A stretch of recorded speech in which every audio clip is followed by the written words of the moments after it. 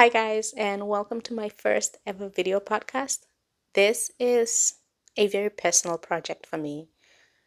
For a really long time, I've always wanted to kind of talk about my life, talk about the things that I went through, but I've attached so much shame to the things that I've gone through. I've taken on so much blame for things that I don't think I should take blame for. And it took me a while to recognize that, like, one, the shame is not mine for the trauma that I've gone through, but also two, I've consistently dismissed what I've gone through with the idea that someone else has gone through worse. And it took me a long time to recognize that life is not a competition of who's been traumatized the most. And I've I'm at a point now, and I'm so proud of myself, where I can sit in my discomfort, sit in my trauma, and be like, that was a really shitty thing that happened to me. And I don't have to, continue that on with, but other people have had it worse. Sure, there are people that have had it worse, but I've had bad shit happen too, and that doesn't make it any less. So, this podcast, while it sounds grim, is not all about the bad shit that I've gone through. It's also about the good moments that I've experienced in my life. And it's just like a video diary of going through life. I'm very excited to share this with you guys, and I cannot wait to figure out the name of this podcast. I still can't believe, like, I was just like, I'm gonna pick up a mic. It's $30, and I'm just gonna start. I'm gonna start. I don't care how it sounds, but I want to start. And here we are. So I hope you guys stick with me on this journey, and I'm very excited. Our first episode is going to be talking about losing my parents and basically just how that grief affected me, what I did to deal with that, and things that worked and things that didn't. We all experience loss, we all experience grief, and the worst thing is that no one fully prepares you for how that just changes your life.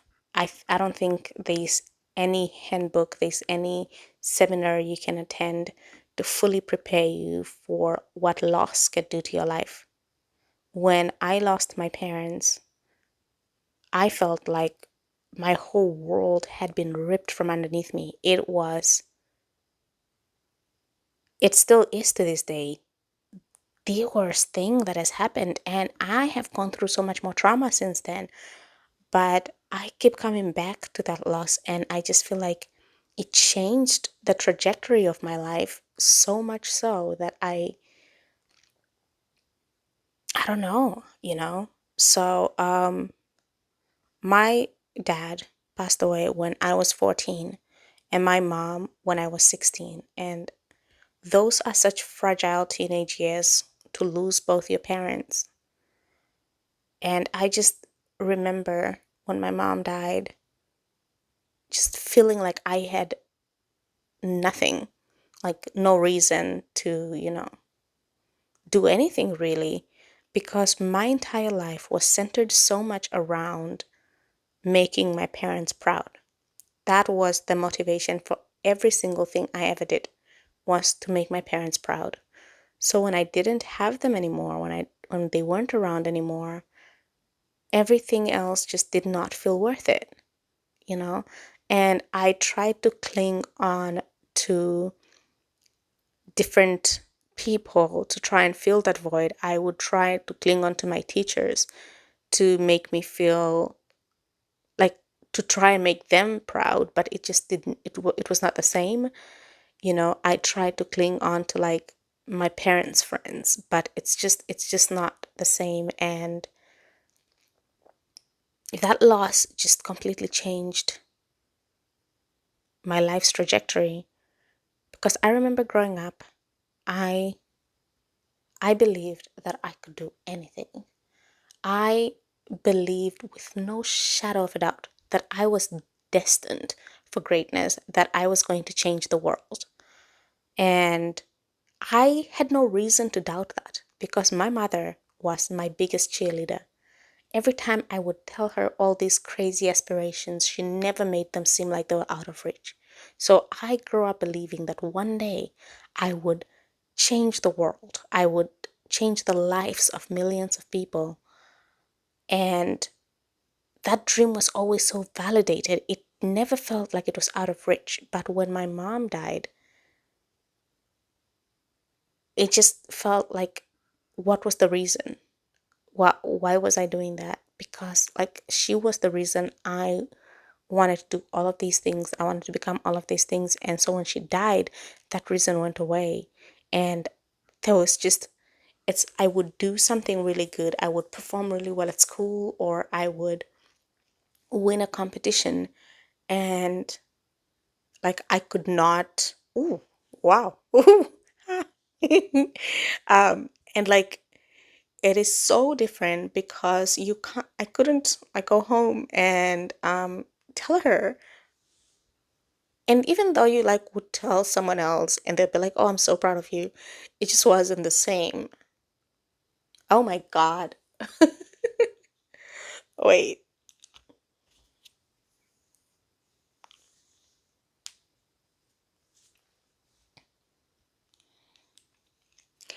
Yeah, it just wasn't the same, you know?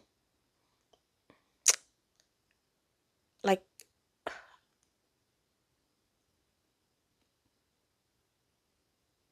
I remember um in 11th grade when I went back to school after my mom passed away, the first semester, the first term in 11th grade, I was not doing well. Like mentally, I would have breakdowns in class, and like my teachers were aware that my mom had passed away. So I think they were very compassionate and, like they tried to be as supportive and understanding that I was going through this. And so I remember my first term, I didn't perform that well academically, which is fine. I didn't fail, but I didn't do as well as I usually did. And they understood that, they were like, we understand you are dealing with a really huge loss, and this is understandable. I mean, my grades did pick up from then on because I kind of just decided to ignore everything basically. I took on every extracurricular that I can think of that's not sports because I did not do sports, girl. I was not a sports person. So I took on every extracurricular that wasn't sports, like Teenagers Against Drug and Alcohol Abuse, debate, public speaking, junior council, junior achievement, um, the student body council, or as we call it, the learners representative council. I was a prefect. Um, so like I did every extracurricular you can think of so that my time was always filled with something, but that never kind of took away from my academics. It kind of just, I think having that much free time was what was really bad. So in my second term, I kind of just, you know, overwhelmed myself with stuff. And I was doing fine, I think, or I thought. In 11th and 12th grade, I passed well, um, granted the circumstances. But I think that when I went to university, that's kind of when reality kind of sank in even more because in 11th and 12th grade, I was still in boarding school. So there was still familiarity. There was not a huge change. I was still at school with the same people. So when I finished high school, I think that's when a lot of things really hit me all at once. I wasn't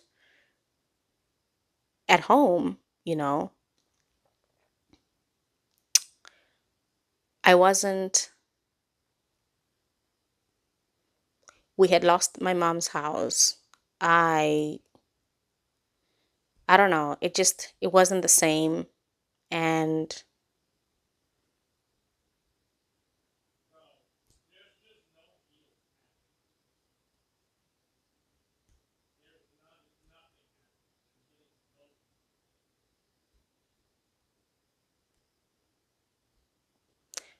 When I completed high school and went to university, the first year was fine. The first year, I think I stayed with my sister, if I'm not wrong. Um, I think I struggled a lot mentally in my second year. I struggled so much so that I tried to like unalive myself 3 times. Two of the 3 times I went to the hospital, and it. I think the reason I struggled so much was that I felt like everyone around me was dealing with that grief or that loss so much better than me. So I kept wondering what's wrong with me, because everyone seemed to have moved on, or everyone seemed to have gotten past it. And I would still find myself crying myself to bed and just like having panic attacks and being so sad. And so trying to like deal with that was so hard because I had the younger siblings, and I kept dismissing how I'm feeling, like, oh, they're younger than me and they lost their mom too. So why am I the only one that's seemingly sad? That's like more depressed, you know? At some point, I convinced myself that I was sad for attention, and I wasn't, like I was sad, I was depressed, I was really, really struggling with the loss of my mom. But because I felt like n- no one else was going through what I was going through, and maybe they were, it was just not as visible as it was with me. I started, you know, believing when people would say, like, I'm doing this for attention. I started believing that. I was like, maybe I am. And so I felt like I never really fully got to grieve and mourn and deal with that loss. So a lot of it manifested in behavior that was described as like acting out. In hindsight, it's not acting out. I was really grief stricken. I had lost the most important person in my life. And it felt like everyone had just moved past it and that everyone was just fine. And I was stuck in this space where I just felt like I couldn't do anything. My life was at a standstill. And that is such a hard place to be in when you feel like no one understands what you're going through. But I did not go to therapy. I always felt like I could deal with it, I could figure it out, and eventually it started affecting my academics so bad. It was just, there are so many parts of this story that are way more private, I think, because they include family. And this is the internet. I'm not going to put that on the internet. But I went through that not feeling like I had a proper support system. You know, I I felt like I didn't have a proper support system because I felt like no one really understood why I was still so depressed, or no one was going through the same thing. So it's very hard to tell someone that you're sad when about the loss of your parent when they're experiencing the same loss but are seemingly not grieving. And they probably are. Again, not everyone grieves a different way.